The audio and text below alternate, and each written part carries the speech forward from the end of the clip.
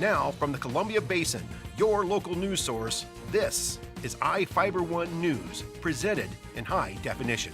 The #1 source for real-time local news, local sports headlines, and our very own Weather Center forecast covering the entire Columbia Basin. With your iFIBER 1 News team, reporting news in real time as it's happening. From the iFIBER Communications HD broadcast studio in Ephrata, Washington, this is iFIBER 1 News, and it starts now.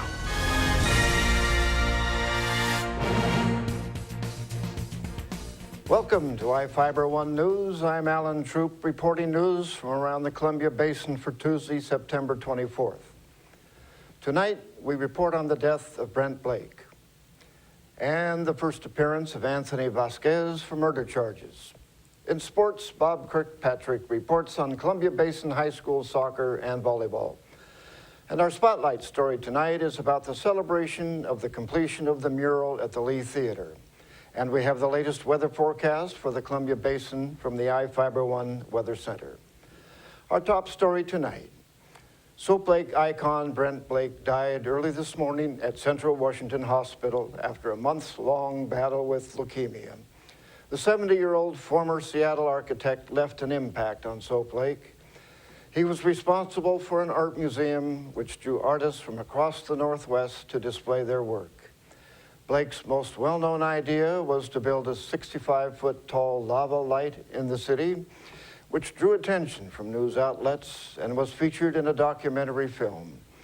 It was one of several ideas the artist and inventor created, which also included the idea of creating a model of Stonehenge designed to look like lava soap. He called the idea Soaphenge.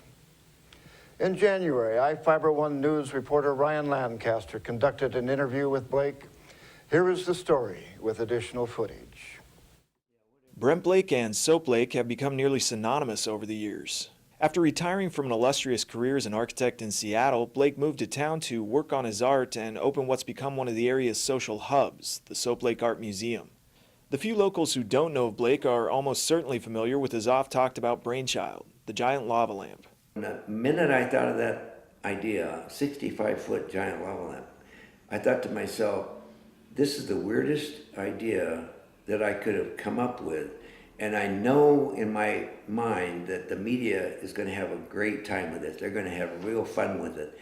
That they did, and the wacky idea opened the eyes of the world to a small town in eastern Washington. That's a legacy, and it's part of the culture of Soap Lake no matter what happens. If nothing ever gets done or built, there was so much churning about the idea in all of the local papers and everything else that I'll be connected with that for forever. But the giant lava lamp is just one of thousands of unconventional ideas the artist has come up with over the years. Many of Blake's sketches and other memorabilia were on display at a party held in his honor in November. Brent's one of the most talented people I've ever known in my life. I mean, there's nothing the guy can't do. The event was a sort of living wake put on by Blake's many friends shortly after he was diagnosed with leukemia. Doctors told Blake he had about 2 months to live. And I, have no clue. I mean, I've been judged or been determined by the doctors that I'm terminal. I got a very short period of time, but the oddity of all that is that I feel quite, like I might go on for 20 years or something. Blake says he didn't know what to expect, but he's feeling pretty good these days. The illness does make him a bit weak, but it's no match for his continual good humor. And everybody says I look good, and that's because they're expecting me to look bad, I guess. So.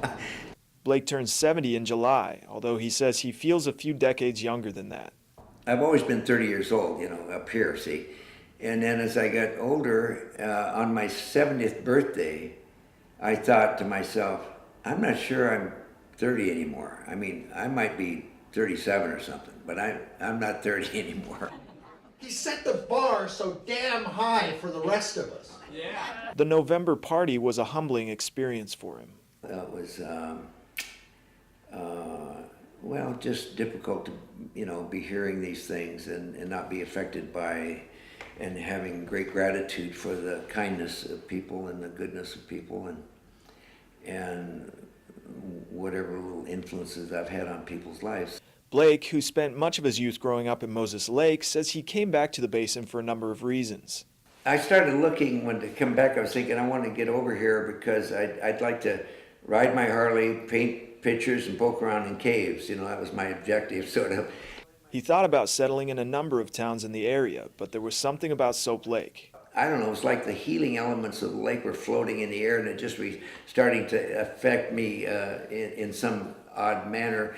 And then I kept meeting interesting people, like I'm in some kind of a movie. I keep kidding people that I love the movie I'm living in here. This is my instant lunch chair. In 2000, he bought an old brick building that once housed a spa and remodeled it into an apartment and museum. There, he's hosted an uninterrupted stream of art events. And then it became an ideal circumstance. I was living in a cool Seattle condo upstairs, and then I had a gallery space that I could display my own art or other people's art. He's hosting another party on Saturday, February 2nd from 7 to 11 p.m. at the Soap Lake Art Museum. The event will feature live music and Blake's own work. Blake says everyone's invited. Here in Soap Lake, there's people from every strata of life and every circumstance, and I've tried to be a friend to all of them and to be kind and good to everybody. For more on the upcoming show, call 509-855-6131 or visit soaplakeforlocals.com. For iFIBER 1 News, this is Ryan Lancaster reporting. We will all miss Brent, and we send our condolences to his family and friends. The man accused of shooting Juan J. Garcia last week made his first appearance in court today.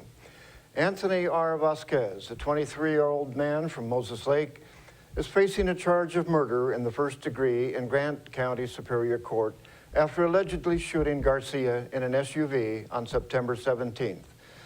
Vasquez was arrested Saturday in Spokane. Defense attorney Robert Kentner told Grant County Superior Court Judge Antos he wasn't prepared to argue about the $1 million bail set for Vasquez.